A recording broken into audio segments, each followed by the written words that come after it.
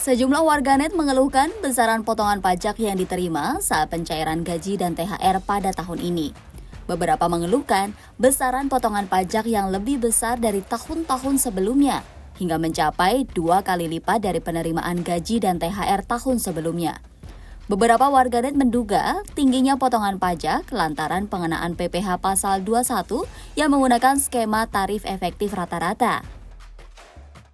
Siapa yang nangis lihat pajak bulan ini karena ada THR? Saya, tulis akun X @ardiratullah.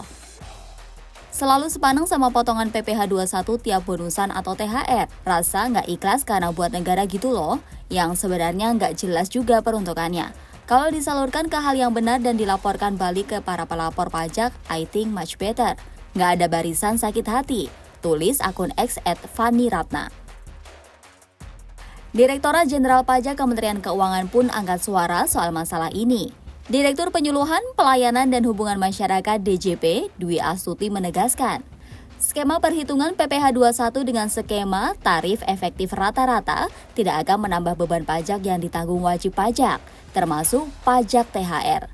Menurut Dwi, kasus wajib pajak tentang THR sebelumnya menggunakan skema tarif efektif rata-rata. Pemberi kerja akan melakukan 2 kali penghitungan dengan tarif pasal 17, yaitu PPh 21 untuk gaji dan PPh 21 untuk THR. Sementara itu, dengan penetapan tarif efektif rata-rata, maka pemberi kerja tinggal menjumlahkan gaji dan THR yang diterima pada bulan bersangkutan dikali tarif sesuai tabel tarif efektif rata-rata. Alhasil, potongan pajak pada bulan saat karyawan mendapatkan THR memang akan lebih besar karena nominal penghasilan yang diterima lebih besar dibandingkan dengan bulan-bulan lainnya. Jumlah PPh pasal 21 yang dipotong pada bulan diterimanya THR memang akan lebih besar dibandingkan dengan bulan-bulan lainnya karena jumlah penghasilan yang diterima lebih besar, sebab terdiri dari komponen gaji dan THR. Kata Direktur Penyuluhan, Pelayanan dan Hubungan Masyarakat DJP, Dwi Astuti.